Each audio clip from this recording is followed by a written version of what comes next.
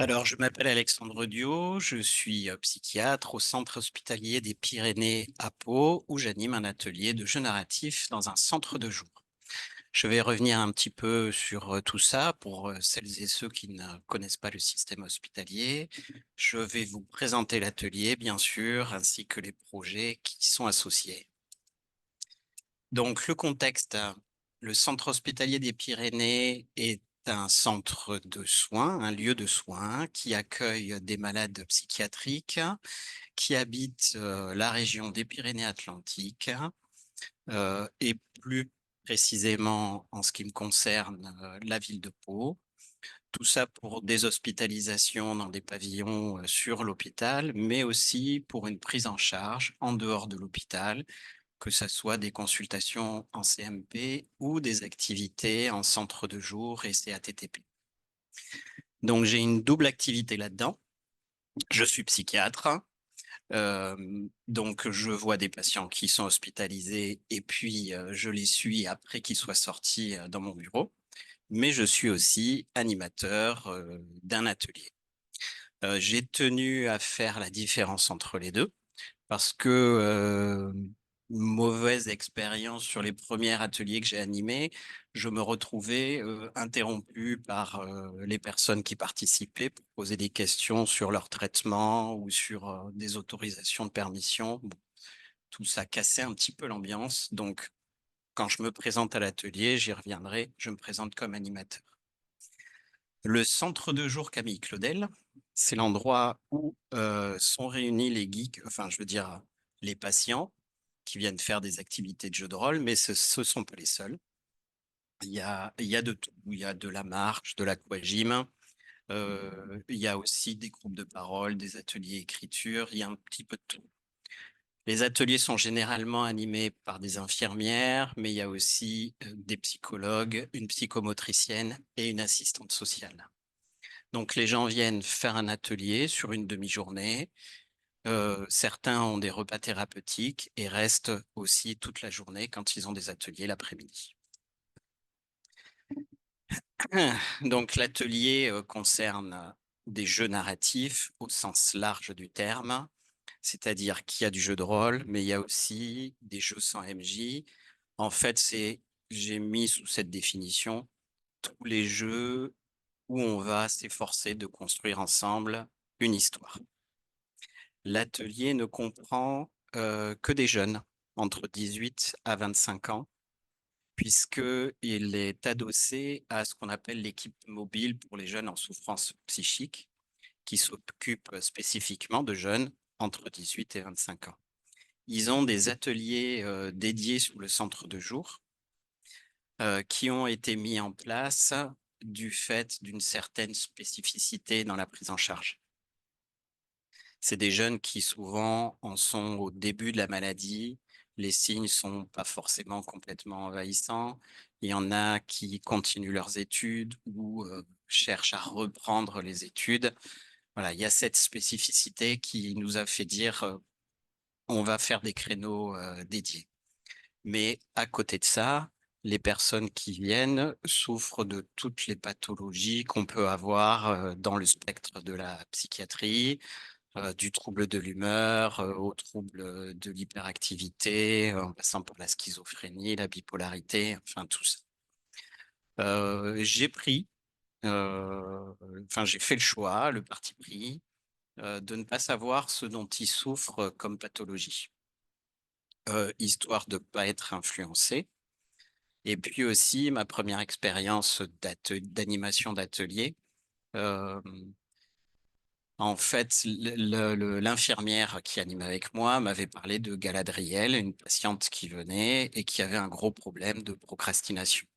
Elle n'arrivait pas à prendre des décisions, ni de responsabilité. Donc, je me suis dit, en tant que thérapeute dans cet atelier, je vais la mettre dans des situations comme ça, où elle va se retrouver avec des responsabilités. Donc, ça a été des esclaves en fuite qui la suivaient partout et qui attendaient qu'elle dise ce qu'il devait faire. Ça a été une famille qui voulait sa protection. Ça a été aussi l'équipage de pirates dont elle faisait partie qui a failli l'élire comme capitaine. Eh ben, ça a été un gros fumble puisque elle a refusé toutes ses responsabilités. Donc, je me suis posé la question de est-ce que je mettais pas le thérapeutique trop en avant le ludique? Et j'ai fait marche arrière. Donc, je ne sais pas de quelle pathologie il souffre. Je suis soignant, je vois bien qu'ils ont des problèmes quand même, mais je considère que ceux qui vont me mettre en avant comme des perches tendues dont il faut que je me saisisse. Parlons de moi, il n'y a que ça qui m'intéresse. Je suis un vieux joueur de jeux de rôle. J'ai commencé en 80 ou 82 avec la boîte rouge Moldway. J'ai pratiqué beaucoup en club, mais aussi avec des copains. Et il y a bien sûr une porosité entre les deux milieux, des gens que j'ai rencontrés en club qui sont devenus des copains. J'ai toujours été convaincu en tant que psychiatre de la pertinence de l'utilisation des thérapies médiatisées. Je m'y suis formé. Et puis, plus j'animais d'ateliers, de jeux, d'écriture, de création, plus j'étais convaincu que le jeu de rôle pouvait avoir sa place là-dedans. Il m'a fallu quand même quelques années pour mûrir le projet. Il a fallu qu'arrive aussi le joueur frustré par manque de temps, qui s'est dit, si je pouvais empiéter un peu sur mon temps de travail pour jouer, ça serait bien. Et puis, j'ai pris connaissance de toute une nouvelle génération de jeux qui étaient beaucoup plus tournés vers la narration, des jeux courts, faciles d'accès, 30 pages, faciles à lire, faciles à mettre en place. Et puis aussi, j'ai rencontré des jeunes psychiatres qui arrivaient sur le service avec des exigences. Je ne sais pas si vous savez, mais il y a beaucoup de difficultés pour recruter des psychiatres à l'hôpital public. Donc, l'hôpital de Pau proposait à ces jeunes psychiatres une journée par semaine dans laquelle ils faisaient ce qu'ils voulaient. Donc, ça ne veut pas dire aller faire du surf ou du ski, mais ça veut dire mettre en place des choses qui leur tiennent à cœur euh, pour, euh, pour les fidéliser un peu sur l'hôpital. Euh, je me suis dit pourquoi que les jeunes et j'ai demandé l'autorisation à ma collègue qui dirige le centre de jour de mettre en place cet atelier. Maintenant, il restait plus qu'à se lancer parce que je me suis posé beaucoup de questions, beaucoup trop de questions, du genre comment réagir à la mort d'un personnage, comment est-ce que je vais me présenter, tout ce genre de choses. Et puis la lecture du blog de Jérémy Guilbon m'a décoincé, on va dire, et m'a donné le courage de me lancer. L'atelier, je vous en parle puisque quand même, c'est ça qui vous intéresse. Au début, j'ai réfléchi aux objectifs avec un objectif secret qui était celui d'Erlebnis. C'est un concept psychanalytique de l'expérience vécue, de pouvoir raconter son expérience, de pouvoir avoir un regard un peu externe à sa propre expérience tout en la racontant. Euh, donc, une capacité qui se développe d'interroger sa propre histoire et si on continue dans ce registre intellectuel-là, de que la personne puisse agir de nouveau sur son histoire présente, donc d'aller vers l'agentivité. Je voulais être aussi thérapeutique. Thérapeutique, donc j'ai repris des principes de thérapie médiatisée, celui du cadre sécurisant. Donc le cadre, c'est le cadre institutionnel. Quand les gens arrivent, ils savent qu'il y a une infirmière sur place, qu'il y a des soins. On est en face des urgences, en face des bureaux de consultation. Voilà, tout ça, c'est le cadre qui va sécuriser les gens. Cette sécurité, elle est essentielle, comme on le verra après par la suite, je développe ça, pour que les personnes puissent se livrer, se sentir à l'aise et se sentant à l'aise et en sécurité, prendre des risques sur ce qu'elles vont amener dans le groupe. Être thérapeutique comme objectif, ça voulait être dans une dynamique et dans une réflexion. On veut lutter contre ce phénomène des signes négatifs de la maladie où les gens ont du mal à faire les choses, ont un esprit un peu figé.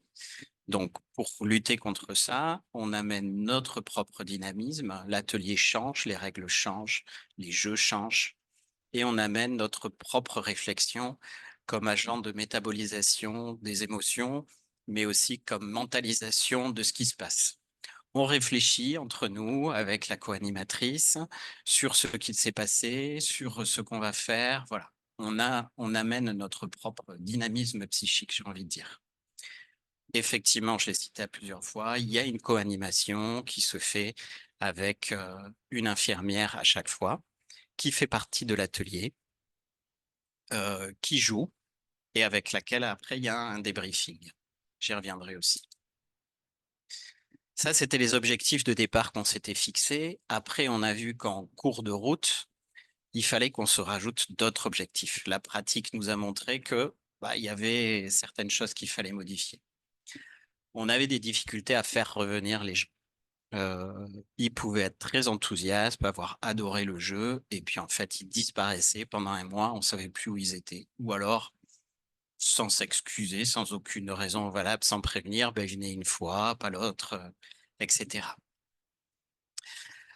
Du coup, l'idée qu'il y avait au départ liée avec Karl Leibniz, c'était commencer par du jeu narratif, puis faire du jeu de rôle, puis les amener vers quelque chose du travail sur le journal intime. Bon, tout ça, on a laissé tomber puisque les gens étaient dans l'incapacité de s'inscrire sur un programme au long terme. Et on a autorisé à venir repartir sans aucune justification.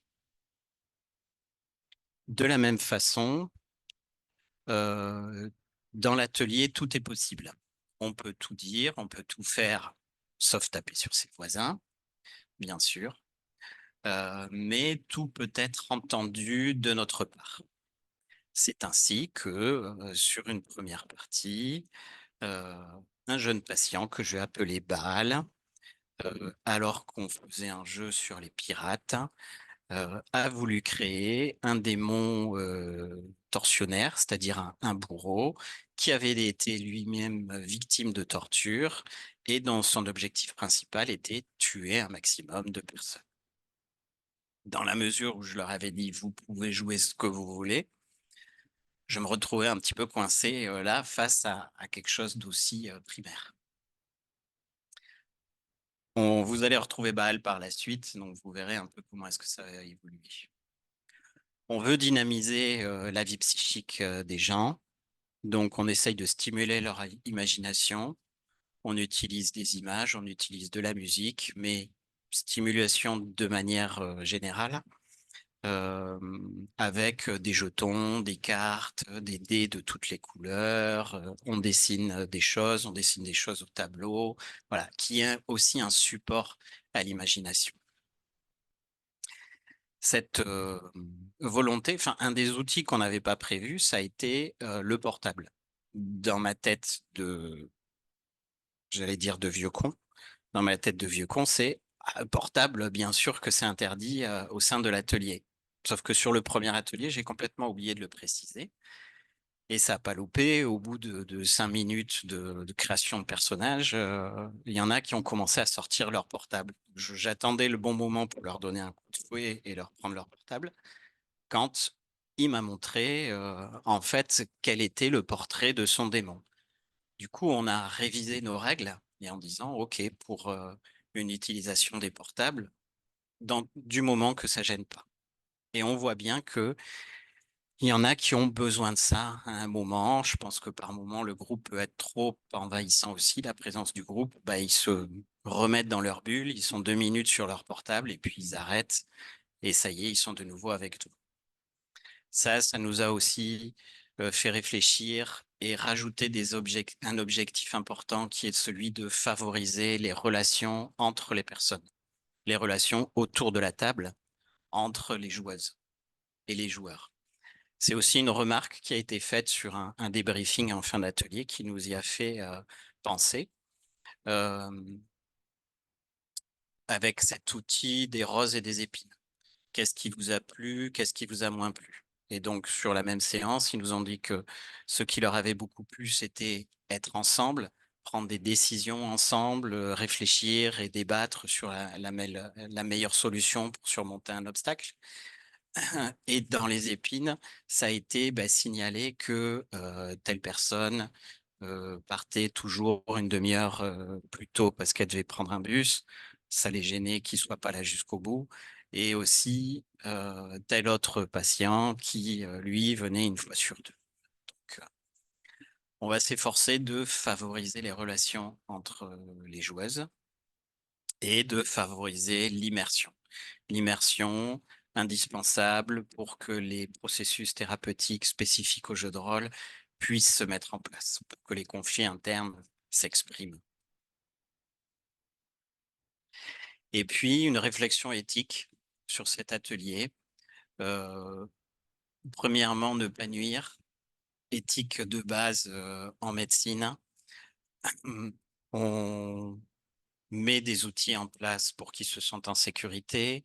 On renforce le côté enveloppe sécuritaire de l'institution et on met un panneau occupé sur la porte parce que sur une séance, euh, il faut préciser, je reviens un petit peu en arrière, il faut préciser qu'on joue dans la cuisine du centre de jour. On a une cuisine qui a l'avantage non seulement d'avoir un point d'eau et un four, mais aussi d'avoir une grande table carrée qui est beaucoup plus pratique que les tables en longueur qu'on a dans les autres salles. Là, une table carrée, on se voit tous autour. Et donc un jour, un infirmier est rentré se servir de l'eau dans cette pièce et une des patientes a sursauté. Ça m'a tout de suite évoqué un syndrome post-traumatique, les réactions de sursaut qu'on peut avoir, mais surtout qu'elle ne se sentait pas particulièrement en sécurité. Donc maintenant, on met un panneau occupé sur la porte. Dans l'éthique aussi, c'est un peu dans le même registre de tout peut être entendu, c'est aussi viens avec tes troubles. Tu peux tout exprimer, tu n'as pas besoin de cacher que tu es déprimé, comme tu peux le faire dans la vie réelle, tu n'as pas besoin de cacher que tu es hyperactif, comme on te le demande tous les jours au boulot ou pendant les études. Voilà, viens avec tes troubles, c'est à nous de nous adapter. Ça, c'est un truc que Baal a mis un certain temps à intégrer aussi, puisque régulièrement, par exemple, quand il a voulu faire un bourreau, il m'a demandé la permission. Est-ce que je peux jouer un bourreau? Et une fois aussi, pendant une partie, sur un tour de table où j'ai dit, bon, vous avez un temps libre, qu'est-ce que vous faites? À tour de rôle, je pose la question, on en arrive à Baal qui dit, je voudrais aller au village, enlever un villageois pour l'enfermer dans un tonneau dans le navire et plus tard, peut-être, je le torturerai si j'ai un peu de temps, alors qu'on sera parti en mer. Un passe-temps tout à fait sain, bien sûr, hein. Donc, qu'est-ce que vous voulez que je lui dise? Je lui ai donné la permission, mais il m'a quand même demandé 2 fois, 3 fois, est-ce que je peux faire ça? Donc, j'ai fini par me tourner vers le reste de la table en demandant est-ce que ça gêne quelqu'un? Ça gênait personne. Il l'a fait. Dernier point qui me tient à cœur aussi, que les jeux soient facilement accessibles, voire gratuits, pour que les personnes puissent, après s'ils le souhaitent, recommencer cette expérience chez eux. Donc c'est arrivé une fois, petit moment de triomphe, hein, après Noël, une patiente qui est revenue en disant que le jeu qu'on avait fait la semaine d'avant, elle l'avait téléchargé, elle y avait joué avec ses parents et ça leur avait beaucoup plu. L'atelier est donc basé sur des jeux narratifs. Je vous présente notre top 3 de jeux narratifs. Premièrement, pour l'arène. C'est un jeu qui est disponible dans le commerce, mais auquel on peut jouer en ligne gratuitement, ainsi qu'à tout un tas d'autres jeux dérivés. Le principe est simple, on incarne des conseillers qui accompagnent une reine dans une mission diplomatique. On va choisir quelle reine c'est parmi celles que vous voyez sur les illustrations, et puis on tire des cartes au fur et à mesure sur lesquelles il y a des questions qui vont au fur et à mesure définir le monde, définir notre personnage, mais aussi et surtout les relations avec la reine. Jusqu'à ce qu'on tire la dernière carte, la reine est attaquée, la défendez-vous. un jeu qui est toujours plein de surprises et vraiment très facile d'accès. Le deuxième jeu qu'on utilise le plus souvent, c'est Une année de répit. On n'y incarne pas un personnage, on joue pour voir ce qui va arriver à une communauté qui sort d'une guerre et avant que la guerre ne reprenne, que va devenir cette communauté. Ça se fait en dessinant une carte au fur et à mesure que vous voyez ici et en tirant des prompts qui sont des questions sur ce qu'il advient de la communauté. Donc on fait 4 saisons comme ça sur une année de ce qu'il arrive à cette communauté. Et si vous regardez bien au milieu de la carte, vous avez un petit carré avec des traits bleus autour. Et ben, c'est la salle de torture qu'a voulu absolument rajouter Bâle. Un lieu paisible, le jeu préféré des infirmières avec qui je co-anime. On y joue des fantômes. On va créer un lieu, un simple tour de table. Chacun donne un élément de ce lieu, le décrit. Puis, on va décrire de la même façon un invité, une personne qui arrive dans ce lieu avec un état d'esprit désagréable. Et on va donc jouer des fantômes qui essayent de faire en sorte que les personnes sortent apaisées euh, en modifiant l'environnement, mais en essayant de ne pas être trop visible, enfin pas trop visible, de ne pas trop changer de choses parce que ça pourrait déstabiliser les personnes si la présence de fantômes était avérée, par exemple. Voilà. Un jeu dont on sort généralement tout aussi apaisé que les invités.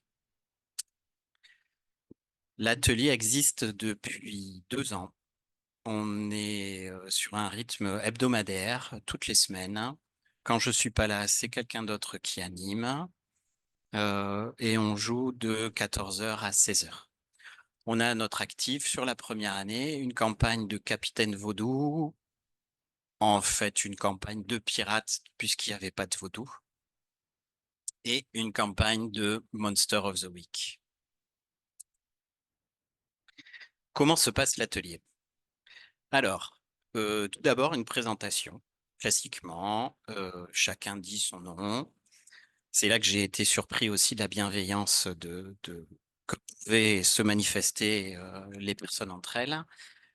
Ou quand une personne visiblement en transition de genre s'est présentée et que sa voisine lui a demandé par quel pronom est-ce qu'il fallait l'appeler.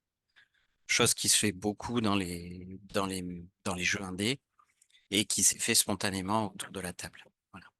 Donc moi, je m'étais posé des questions sur comment me présenter. Je crois que je m'étais posé trop de questions puisque dans le feu de l'action, spontanément, je me suis présenté en tant qu'Alexandre et j'ai tutoyé tout le monde.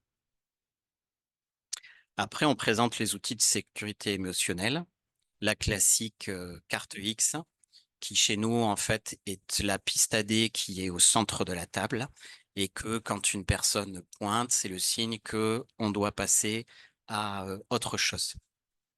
C'est ce qu'avait fait un des patients, par exemple, Howard Philippe, qui avait pointé la piste AD en disant que il comprenait plus rien à ce qui se passait, il était complètement perdu.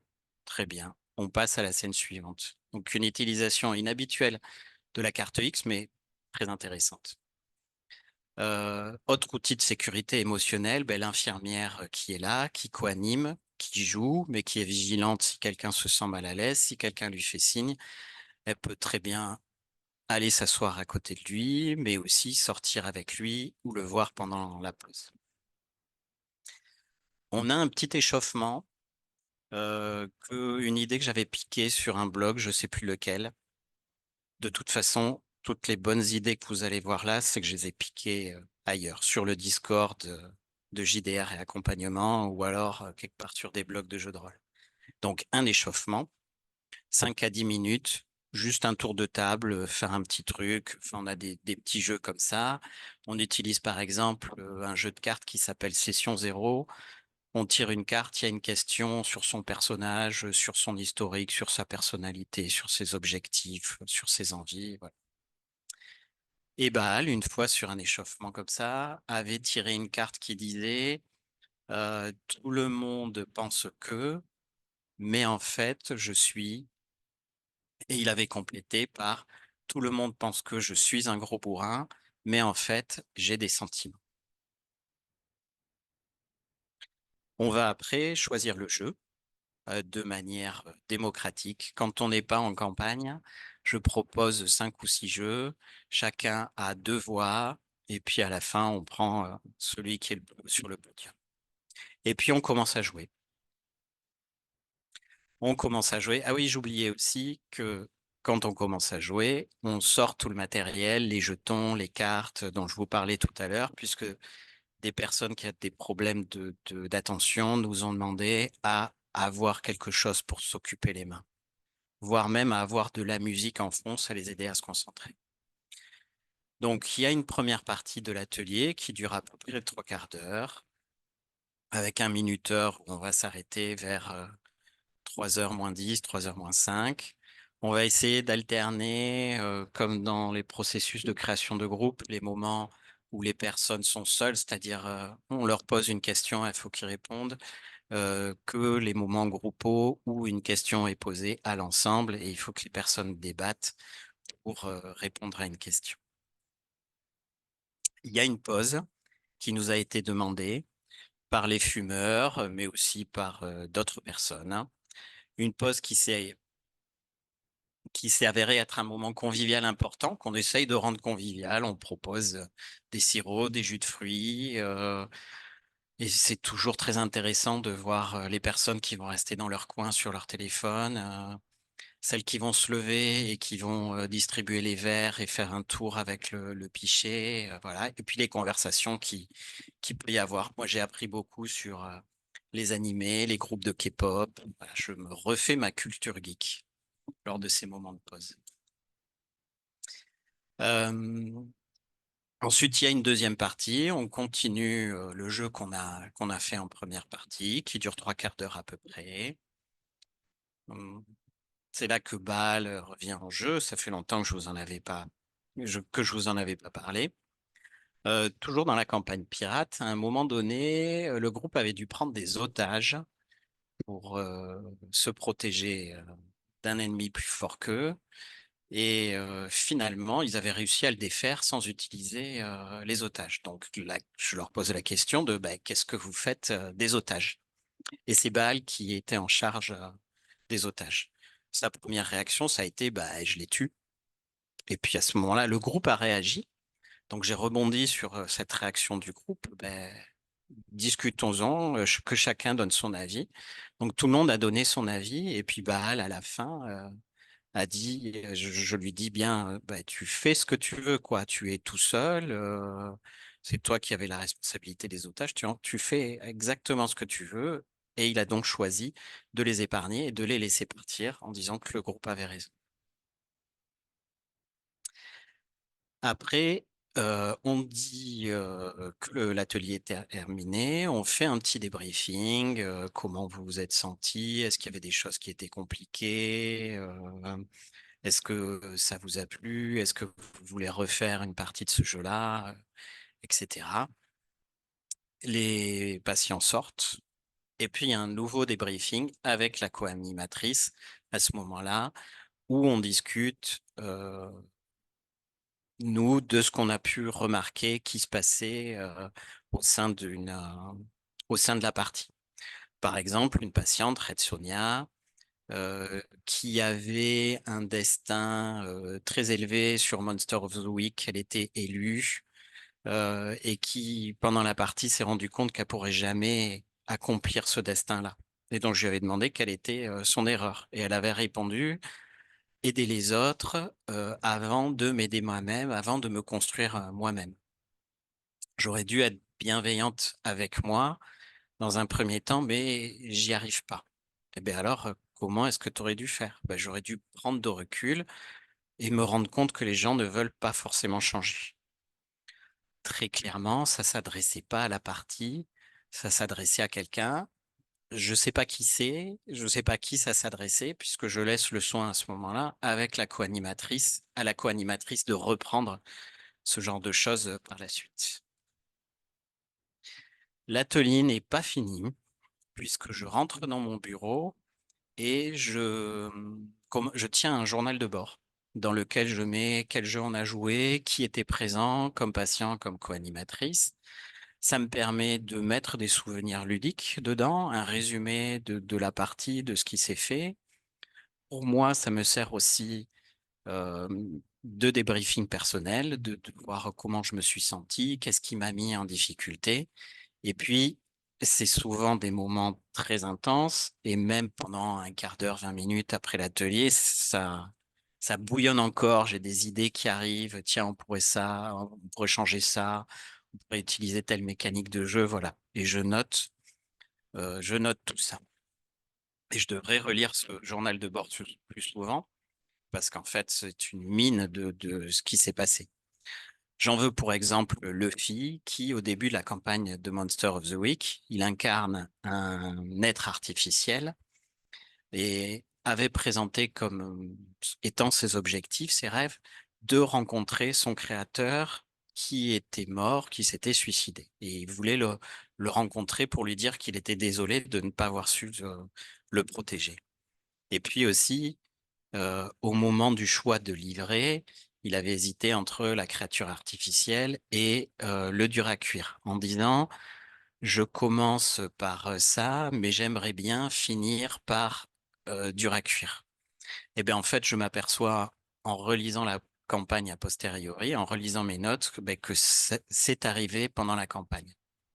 Il a rencontré son créateur, qu'il a pardonné, et puis quand on a fait le débriefing de la campagne, la dernière séance de la campagne, il a pu dire que il s'était endurci, il gérait mieux ses émotions et il en était content. Donc le journal de bord, mais l'atelier, j'aime à le penser, continue aussi en dehors des ateliers, pour les patients aussi. J'en veux pour exemple Red Sonia, qui nous a raconté qu'elle était allée au Festival du jeu de société de Pau et qu'elle avait participé à des jeux de rôle qu'on lui avait présentés là-bas comme étant des jeux d'horreur gore. Et elle nous a dit qu'elle avait été très déçue parce que c'était pas assez gore à son. Les projets.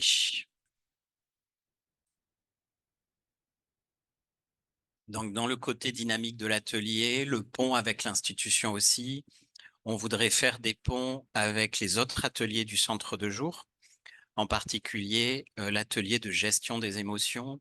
Donc, apprendre de certains outils comme la fleur des émotions que vous voyez là, mais aussi parce que c'est un côté très TCC, très cognitif, voilà, décortiquer les émotions et utiliser ces mécanismes-là, ce qui a pu être appris dans l'atelier des émotions pour le transposer sur une mécanique de jeu.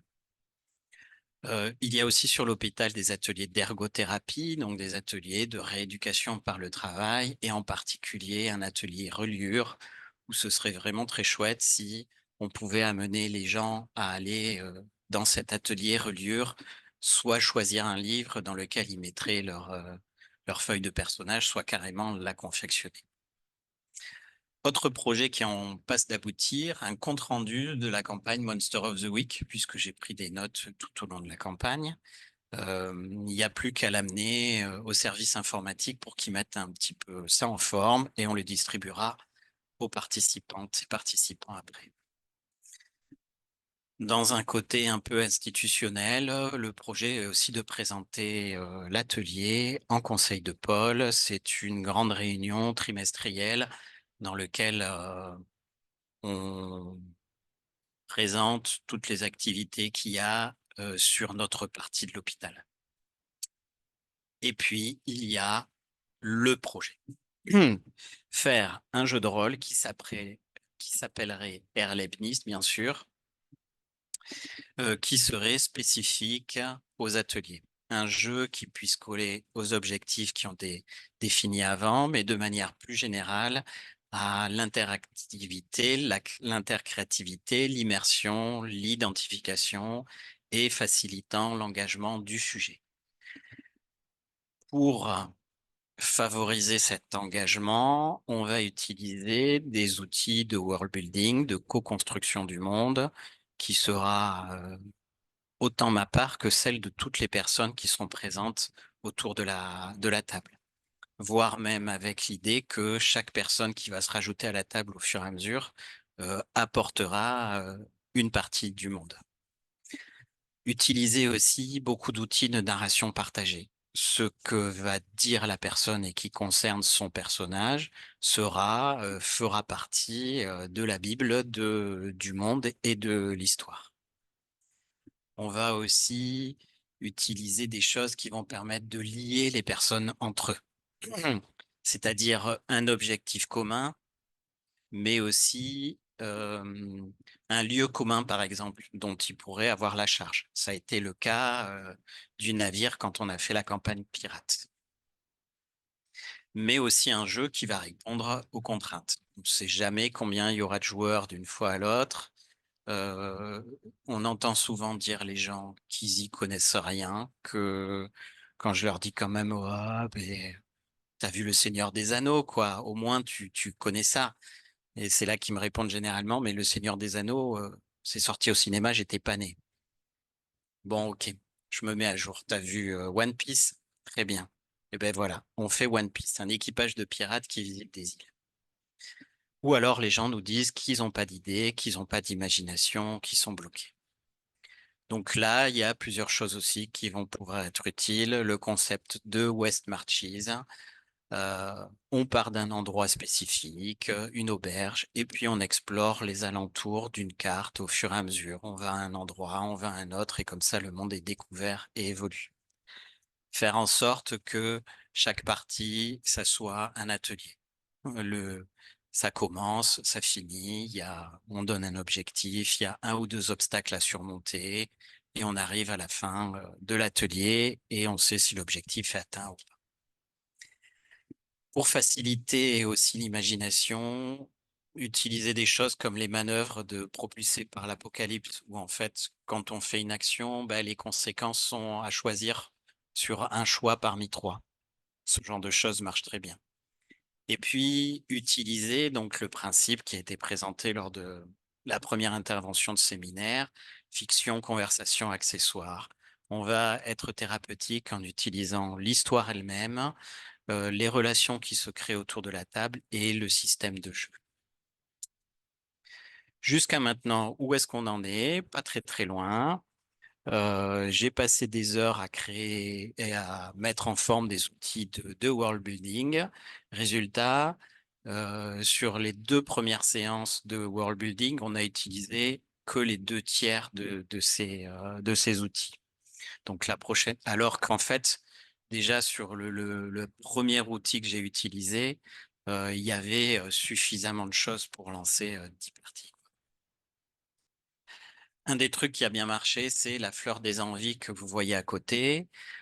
C'est cette idée sur une session 0, on demande aux joueuses est-ce que vous avez envie de faire du combat? Est-ce que vous voulez faire de l'infiltration, de l'exploration, des enquêtes? Est-ce que vous voulez un truc précis? Voilà. Donc, en partie, on a sorti la fleur des envies. Chacun a 3 jetons, les met où il veut sur cette fleur, et puis les 2 ou 3 pétales qui ont été le plus choisis vont définir quel va être le style de la partie jouée sur là.